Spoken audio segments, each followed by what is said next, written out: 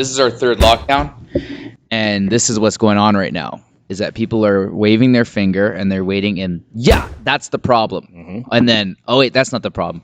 That's the problem. And like I ask 5 different people, like, and that's my new opening question, is because I want to figure out where you are on the lines of COVID, because people, some people are super sensitive with it. Like I was talking to my neighbor the other day, and I was like, he's been out and about. He works in labs. His wife's like a doctor of some sort, right?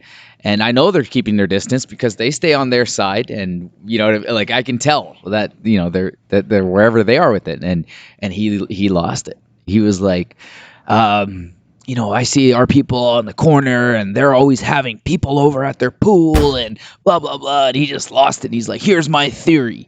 He's like, everybody needs to be shut down for 2 weeks. Everybody stays home. And I said, well, what about cops? What about nurses? What about doctors and this and that? And he's like, everybody. And I'm like, well, first of all, that definitely wouldn't happen. Yeah, I don't disagree, though. But it won't happen. I said, you know why it won't happen? Is because they can cut stimulus checks all they want. Right. But the problem is, if somebody's already over leveraged, and maybe that is their fault for getting over leveraged. But the problem is, if they have an opportunity to earn or go debt broke, tits up, what are you going to do? Yeah. No, you're going to work. Yeah. So it doesn't matter if you've got a cough, sniffle, or cold. You're not going to stay home. It's just the way it is. Yeah. Or do people want to go bankrupt because there's some kind of like disease out there like that they don't really understand, and the rules keep changing every second? Or do they go to work and earn? So that would definitely 100% won't work. And then you talk to different people, and you're just like, they think that, oh well, it's the people getting together for Jets games, it's the long weekend, it's Mother's Day, it's Father's Day, it's Christmas, it's Thanksgiving, and they're constantly always trying to point a finger and say it's those people. And people those going people, to church, and people going to freedom rallies. And the finger keeps getting pointed to different spots. And so my thought and how I would survive through this COVID is shrug your shoulders. There's not much you can do right now. Like nobody can control this, what's going on. Yeah. Like to your point about 100% compliance, Yeah. right? He's absolutely right, in my opinion. And we talked about this a year ago. Yeah. Remember? Yeah. You have to you don't just shut some things, you shut everything. Yeah. If and for 2 weeks, you shut down Walmart, you shut down No Frills, and people just go hungry. You figure out how to live for 2 weeks off whatever you have in your fridge. Yeah. Or you say, you guys have 48 hours to stock up, and then everybody shut down. And you give out massive fines for anybody that's on the road. And you who's issuing those fines? Cops? Yep. So cops are on the road. Yeah. Well, I mean, what happens if somebody has a heart attack? No ambulance. Somebody dies. They got to go. Somebody dies. Somebody's. You don't get to go to the LC, and if you're an alcoholic, guess what? I mean, that's the only way to do it, right? You have to understand. You can't just accommodate a group of people. Either you shut down everything or you shut down nothing, right? But it would never happen because I know, absolutely. So that's what I'm saying. 100%. If that's the only solution we have out there, then our other option is this. Our other option is to just keep living our lives. There's nothing we can do. Yeah, there isn't. You got to just live the best you can at that point. Have your awareness campaigns and just say, okay, listen, everybody, do your best, right? Here's some great suggestions on how to not get sick, but to lock us down and to think that everybody's going to comply and allow some business to stay open and shut the rest of us down, nah. And I know we're into lockdown number 3 too. Yeah. Now, I understand the whole, like, them freaking out and say, okay, we got to lock the world down because you didn't know, right? There was no history. It was you doing your best based on the information that you got. But after X amount of months of doing this, we know what it is, So, and if it hasn't been working for the last 15 months, well, let's try a different way, like just let everybody go back. Yeah, I don't get how I thought in my mind that when we first got complete shutdown, like the world got completely shut down, I was 100% confident that they would never do it again. Like once you've done what you've already done and it didn't work, then I figured that you would pivot and try something different. Yeah.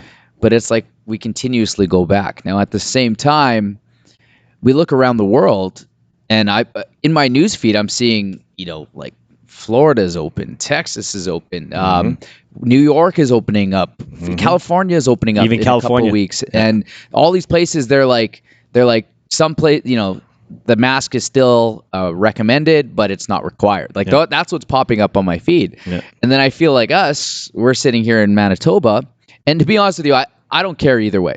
Like I'll pivot. This is my life. I get it. Yeah. And I've accepted it. And so if somebody were to ask me, how do you get through this? You accept it and move on. That's it. Yeah. Like you have no other option. But when you look from the inside out, and I never want to play it's not fair game, but when you're looking at the rest of the world and they're like completely over it, then I'm just wondering what the hell's wrong with us? Mm-hmm. Like, what are we doing differently that they aren't? Well, there's going to be all kinds of theories. One's going to be the vaccination, right? Mm-hmm. They're more vaccinated than we are, therefore they can open, which... Yeah. Are they? You know what I mean? Like I know Canada is probably during the time of this recording, I think we're sitting over 50%. Okay. The U.S. is probably a little bit more, but they have 10 times the population as our country. Yeah. So does that matter, or is that would kind of wash it out, right? Because there's going to be so many people that are unvaxxed anyway. So why would you take the chance? You know? See, California is surprising to me because if you've ever been there and you've driven through California, it's homes on homes on homes on homes. And so they're closer than I think Winnipeg is. And I don't know the per capita. I try to honestly be a little bit blind to this kind of stuff. I don't really look at those things because I don't want it to dictate the way that I move my body, right? I kind of go off what other people tell me. So maybe I'm oblivious to this, so somebody could obviously correct me. But in my opinion, when I look at that and they're people on people on people and they're opening up, it's just like, why is it that Manitoba is shutting down? It doesn't make any sense to me. And fun fact too, the state of California has the same population as the entire country of Canada. Do you know that? There you go. Yeah, 30 something plus million in California in the same as our entire country. I don't know. So what would you tell somebody, Rick, so there's people, for me, I've had to learn to not worry about what other people are doing. So if people want to stay at home, they want to stay safe. Guy messaged me earlier. I wished him happy birthday. He said, "Thank you very much. Stay safe." And I almost messaged him and said, "What does that mean?" Yeah, no. Don't message that to me. Never mind. I retract my statements. Yeah. Right.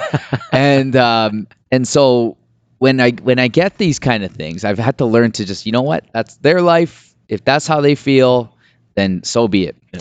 But what would you tell to somebody that was like, Rick, it's been 16 months now. I've stayed home. I've stayed safe. I've never went out and seen my family. I've never gone outside because I don't want to cross paths with anybody. I've gotten everything delivered. I pre-washed everything. I have a sanitization thing before anything enters my house. But I feel miserable. Mm-hmm. So what do you tell somebody like that? Well, me being a bit of a non-rule follower, okay. Probably more, and I would say more of a logical thinker. Yeah. And just like we discussed about the fact that it hasn't worked, so why are we doing the same thing? Yeah. But the message is always consistent, which is whatever you do to maintain a healthy body is going to get you through this, right? So do I know the answer in the future? Should you go out and try and wear no mask? Probably not, because you're not going to be able to enter any buildings anyways. You can fight it and all you want. You can say you have an exemption. Maybe you do have an exemption. I don't know. Yeah. But at the end of the day, just focus on your health and fitness, because the way you're going to beat a virus is by having a strong immune system. Yeah. Now, it's the only advice I could give. Yeah, and I think that's one of the biggest reassurances for most people is that if you have a healthy body, then your body's going to naturally fight it off. I mean, when we were kids, we would fall, we would scratch our elbows, we would get dirt in there, we'd get infections, we've broken bones, we've had illnesses, and yet we've recovered. And so maybe for the non-fit individuals, I get it, it would be a major concern, but I think you're right when it comes to this. And so for the people out there, if they want some type of reassurances and they want to feel safe, walking around with hand sanitizer and wearing a mask, I think that those are all they're masks, and we've seen it out there where the COVID particle is a lot smaller than what the mask can actually block. Yeah. So they want you to wear double masks, triple masks, be in a bubble, and it's like, well, at what point in time does that stuff get dangerous? And so, yeah, sure, you can wear those masks and you can put on the COVID spray. But if you started to exercise a little bit more, started to sleep better, started to drink water, started to have better mental thoughts, because I think that honestly, above all, your fitness, your water, your nutrition, your mental game is above it all, because you can put somebody. Perfect example. You stand up, you have your eyes open, you know exactly where you are. You close your eyes, all of a sudden somebody says, "Okay, right now you're standing on a board and you're 100 feet off the ground." All of a sudden everybody starts swaying, right? It's that illusion that you have. You see your shadow and you think it's somebody, and you kind of jolt, right? So your mind can play major tricks on you. So you have to start with your mindset, and then you work on your physical ability. 100%. And plus, in addition to that, so we already have, I don't know word this. We have weak-minded. Okay, there's a lot of people that are weak-minded. There's not a lot that are strong-minded, and then you get the message of fear. And let's be honest, there's a lot of fear mongering that's going on. So you compound the two together, and then you have people who now feel that the only safe way to live is through a mask and hand sanitizer. They have been told that is healthy. Yeah. Right. And if there's one thing that I would never tell anybody to do, if somebody said, "What's the one thing you should do to never harm yourself?" Don't restrict your breathing. Yeah. Like, that's the one thing that we all need. Never restrict your breathing. Right. And hand sanitizer, what does that do? It just kills the germs. And at the end of the day, if you understand your own body, your body needs germs in order to create defenses to fight it off. That's how you build your immune system. So I just feel like the message that they're giving us is directly conflicted to the realities of how to stay safe. Yeah. The other day I saw a buddy of mine, and I went to, give him the old fist pump, right? Like normally it's the old handshake and hug and whatever, right? Back in the day, this is how we do it. And so I went to give him the fist bump out of respect, because I don't know where everything's at. He throws his elbow up at me. Yeah. And I'm like, this is where we're at now? Yeah. Elbows? Like, we can't even hit knuckles? Yeah, they have a commercial like that now. Oh, really? The elbow commercial. I'm like, really? Elbows now? Yeah. That's where we're at? And I was like, okay, man. But again, I'm really opening up my mind to being more just understanding people and where they're at in the situation. Yeah. And I think it's not for them. I think it's more for my mental health, because otherwise I'm going to go nuts. Yeah. Yeah. Here's the thing. The flip side of that, though, is this. How many people do you know, or not necessarily, maybe you don't know them, but have been super close talkers? And it's gross. Yeah. You know what I mean? It's like, why are you, are we kissing now or what? Like, why are you right here, So I feel, if anything, it has created this sense of space, right? And I don't mind that. And you know what? As much as I feel like the good old handshake is the way to solidify a relationship, a contract, or whatever, a fist bump is fine. Yeah. An elbow bump is fine. And maybe that's the new world. So here's a question for you. Do you think the handshake is dead? I don't think the handshake is dead. The other day, this guy, whatever, he just put his hand up, put my hand out. But I'll tell you this, I get a little bit of panicky. Yeah. Because after I shake the hands, it's just so automatically engraved. It does, because really, I'm so used to these little pump stations everywhere, right? And everywhere you go, it's just kind of like, I like to wash. Like, I use the stuff on my face, and I know it's not good for your skin, but I just like feeling that the clean. I took a shower before any chance I get to just kind of feel clean. And I feel like the sanitizer helps with that. So I almost have I think it's going to create a lot of problems for people with OCD, right? So like, if you had OCD before, I bet you the OCD is even worse now. But I think the close talkers, and here's a recommendation for close talkers, is keep your distance regardless. I think not even my wife and I talk that close, and we never sit like face to face like this. And there's still some close talkers out there, and they're taller than me, and they kind of come right around my face, and I'm like, I know. What are we doing here? I know. It's so weird. I'm like talking to you like this. Yeah. Side necking you. No, at the end of the day, I feel like if anything, people are going to certainly appreciate distance. They're going to appreciate cleanliness. Yeah. So what's a recommendation for businesses in this third lockdown? Because the first lockdown was a complete shocker, right? And I think a lot of people were able to push through that. Second lockdown was a scary one, and this third lockdown, I'm starting to hear about businesses that are closing. Yeah. And it's the businesses where I was always thinking, how are they even like keeping open when they weren't even that busy pre-COVID, and now they like, how are you getting through three lockdowns? What is your recommendation for those guys? I have two. Girls? Yeah. I have two recommendations. Yeah. So number one is going to be the easy way out. Yeah. I feel like your point there, some businesses weren't doing very well prior to COVID, and then they're certainly not doing well now. This is a great opportunity for you to shut it down and try Just cut your something different. losses. You no longer have to worry about the guilt or what are people going to say. I was a Yeah. failure. I couldn't do it. Yeah. This is your perfect out, Yeah. right? COVID killed my business. Yeah. Reinvent yourself. Try something new. Yeah.